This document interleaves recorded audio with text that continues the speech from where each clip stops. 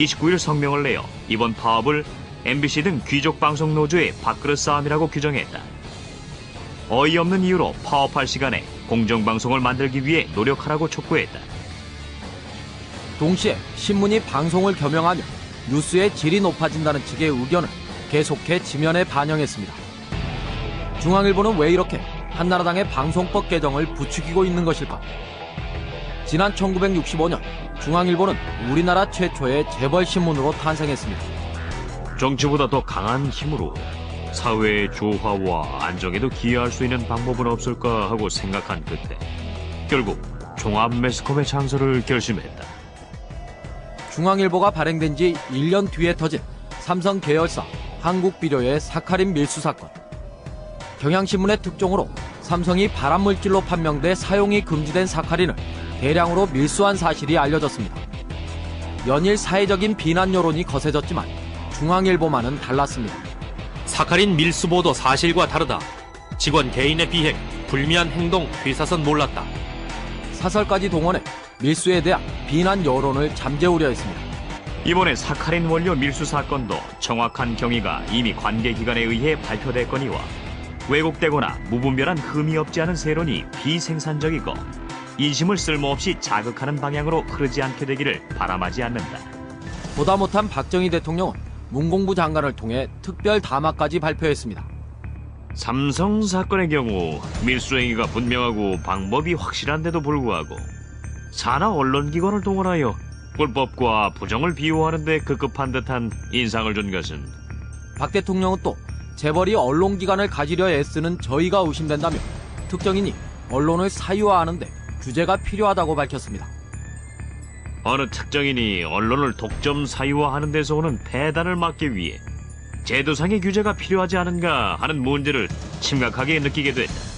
이러한 배단이 어디에서 왔느냐 하는 것을 생각할 때 우리나라에서 흔히 재벌들이 언론기관을 소유하려고 애쓰는 저희를 이해하기 곤란하며 만약 그 목적이 자기 개인의 이익만을 옹호하기 위한 것이라면 이것은 언론의 공익성을 전혀 무시한 소치며 박 대통령의 담화가 나온 다음 날 이병철 회장은 중앙일보가 아닌 다른 신문에 대국민 사과문을 게재했습니다. 매스컴을 통하여 사과에 앞서 변명을 하였던 것을 제삼 송구하게 여기는 바입니다. 이 회장은 대국민 사과에 이어 재계 은퇴를 선언하고 언론에서도 손을 떼겠다고 발표했습니다. 한국 비료를 국가에 헌납하겠습니다. 언론과 학원에서도 완전히 손을 떼겠습니다. 당시 중앙일보의 보도가 객관적인 사실보다는 창업주와 모기업을 보호하려는 외눈박이 보도였다는 사실을 스스로 인정한 셈입니다. 사카린 밀수 사건이 있은 지 약 3년 뒤 국내 조미료 시장을 양분하던 삼성계열 제1제당의 미풍과 미온 주식회사가 조미료 원료를 밀수한 사실이 적발됐습니다. 삼성 계열사인 제1제당의 밀수량은 10톤, 반면 미온의 밀수량은 20분의 1인 500kg. 그런데 삼성 계열사이던 TBC 동양방송과 중앙일보는 미온 측의 밀수 혐의를 과장 보도한 반면 제1제당의 밀수 사실은 보도하지 않았습니다. 미온 측이 중앙일보에 돈을 내고 해명 광고를 내겠다고 했지만 중앙일보는 거부했습니다. 미온은 결국 동아일보 지면을 빌어 동양방송과 중앙일보 등 삼성계열 언론사를 향한 억울함을 호소해야 했습니다. 삼성계열 매스컴에 있어서는 자기 계열인 제1제당의 인호신산 소다 불법 수입 운운에 대하여서는 일절 언급 보도한 바 없는 데 반하여 회사가 연구개발용으로 소량의 신산을 합법 수입한 데 대하여서는 마치 신산 조미료를 밀수입이나 한 듯한 인상의 보도를 특별 취재하는가 하면 언론학자들은 삼성의 계열사였던 중앙일보와 동양방송이 보여준 행태를 언론의 공영성이 훼손된 대표적인 사례로 지목하고 있습니다. 중앙일보가 삼성하고 일정하게 그 정리를 한 상황에서도 그런데 그럼 삼성이라든가 재벌들이 방송국을 소유하면 어떻게 되겠느냐? 이거는 불을 보듯 뻔한 겁니다. 절대로 그 비판 기사가 못 나오는 정도가 아니라 그런 신화를 재생산하고 삼성에 대해서 어떠한 비판이라든가 이견도 봉쇄해버릴 것이 명백하다는 거죠. 하지만 삼성에 대한 중앙일보의 감싸기식 보도는 이후에도 계속됐습니다. 지난 2005년 7월 공정거래위원회는 이건희 회장 일가가 단 4%의 지분만을 갖고도 삼성그룹 의결권의 30%를 행사하고 있다는 문제를 지적했습니다. 대부분의 언론이 주요 기사로 다뤘습니다. 삼성의 경우 총수 일가의 지분율이 지난해보다 줄었는데도 의결권은 늘어나 의결권 승수가 지난해보다 0.67포인트 상승한 7.06으로 나타났다. 반면 중앙일보는 삼성에 대한 우려를 덩치 큰 1등 기업에 대한 시샘 정도로 치부하고 편법을 동원한 경영권 승계를 옹호하고 나섰습니다. 기업이든 개인이든 남보다 크거나 잘 나가면 시샘을 받게 마련이란 것은 외국도 마찬가지다. 삼성의 영향력을 거론하는 공화국 논의의 핵심은 규모여야 한다. 지배구조를 끼워팔기해선 안 된다. 그런데도 공화국론자들이 지배구조를 집중적으로 문제 삼는 것은 오너 경영 체제에 대한 전통적인 반감에서 비롯된 것 같다.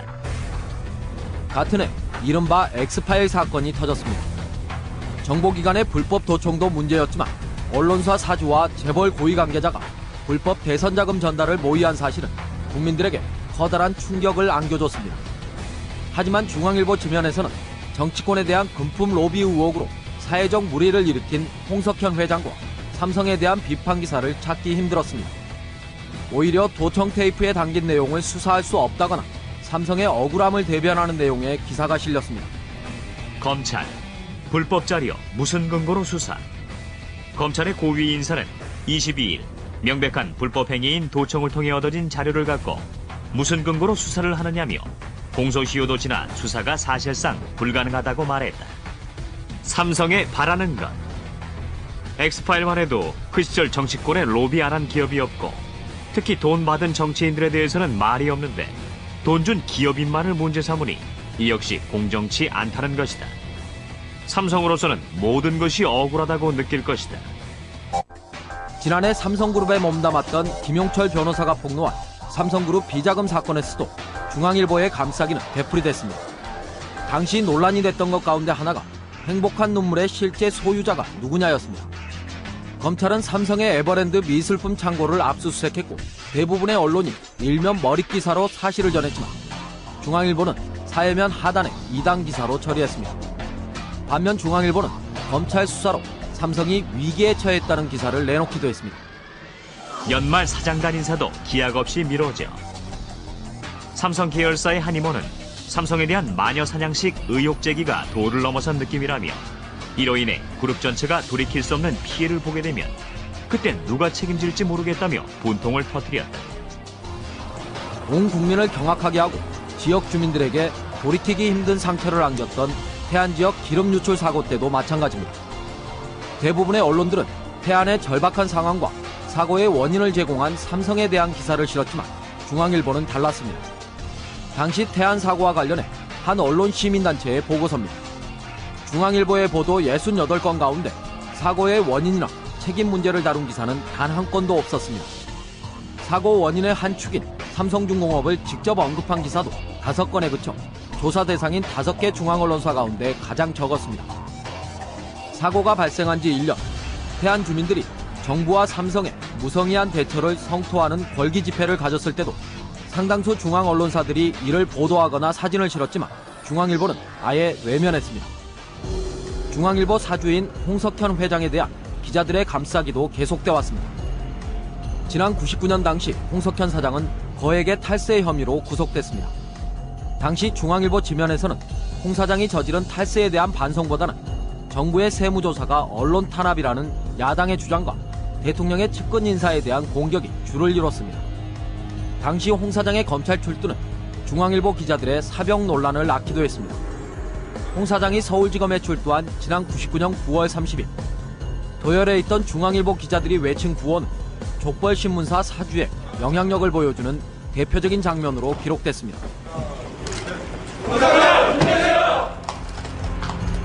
중앙일보 기자들의 이른바 경호원 논란은 엑스파일 사건에서도 똑같이 반복됩니다. 대선 자금을 전달한 혐의로 검찰청사에 또다시 불려나온 홍석현 회장. 중앙일보 일부 기자들은 대기하고 있던 취재진을 밀치며 홍 회장의 길을 터줬습니다. 당시 녹취록에 따르면 홍석현 사장은 중앙일보의 인사 문제를 삼성그룹과 상의하는 대목이 등장합니다.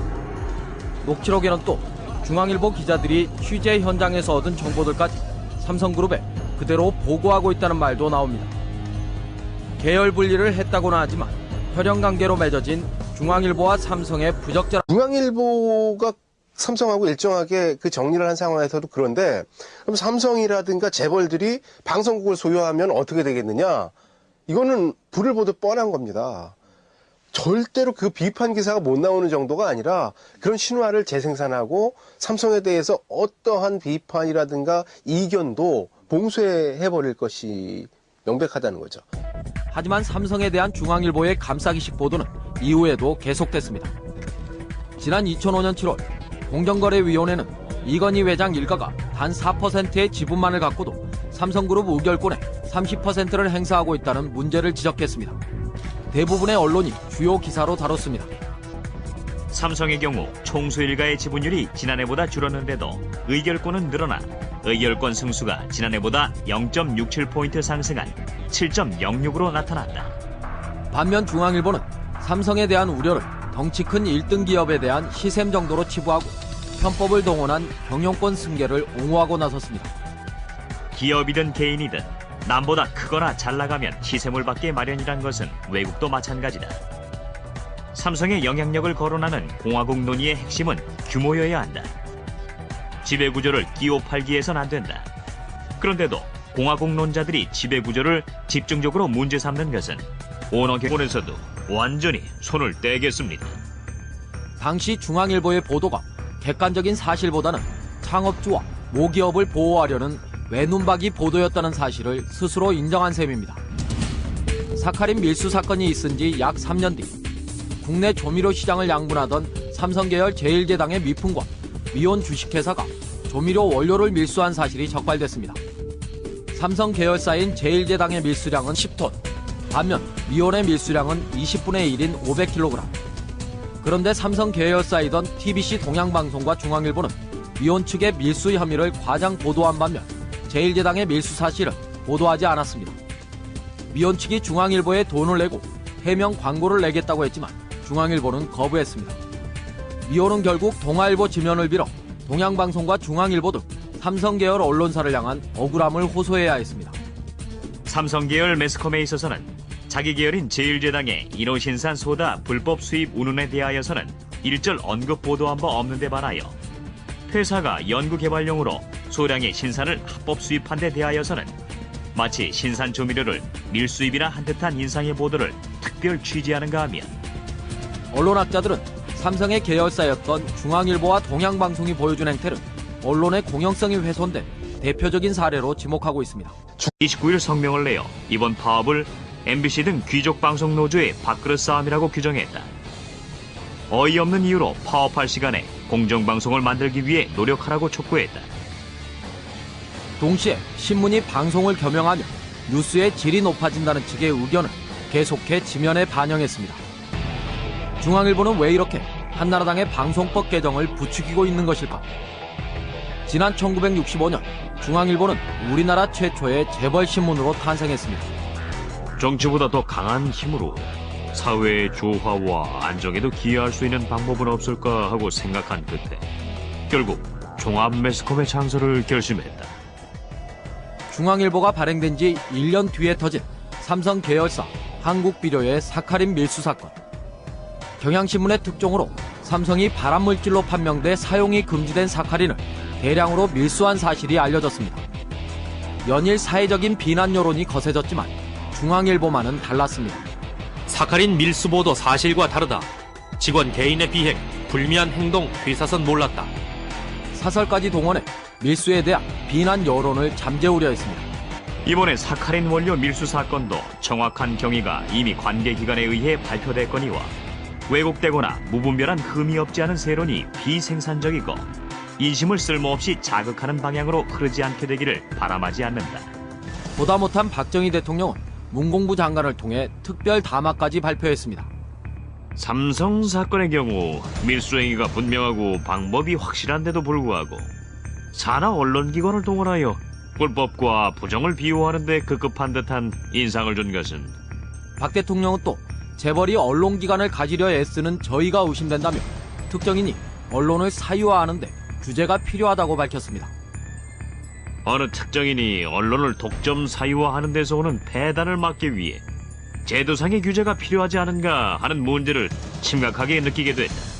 이러한 배단이 어디에서 왔느냐 하는 것을 생각할 때 우리나라에서 흔히 재벌들이 언론기관을 소유하려고 애쓰는 저희를 이해하기 곤란하며, 만약 그 목적이 자기 개인의 이익만을 옹호하기 위한 것이라면 이것은 언론의 공익성을 전혀 무시한 소치며, 박 대통령의 담화가 나온 다음 날 이병철 회장은 중앙일보가 아닌 다른 신문에 대국민 사과문을 게재했습니다.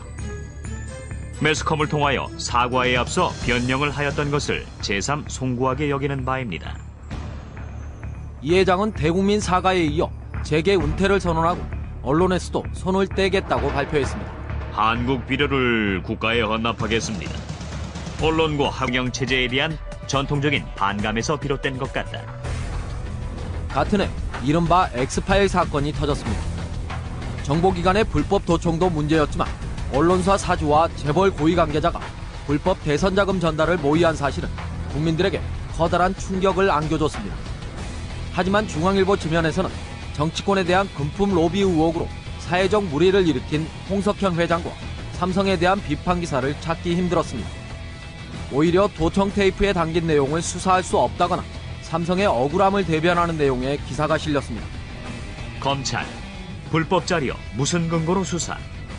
검찰의 고위 인사는 22일 명백한 불법 행위인 도청을 통해 얻어진 자료를 갖고 무슨 근거로 수사를 하느냐며 공소시효도 지나 수사가 사실상 불가능하다고 말했다.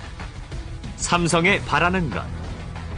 엑스파일만 해도 그 시절 정치권에 로비 안 한 기업이 없고, 특히 돈 받은 정치인들에 대해서는 말이 없는데 돈 준 기업인만을 문제 삼으니 이 역시 공정치 않다는 것이다.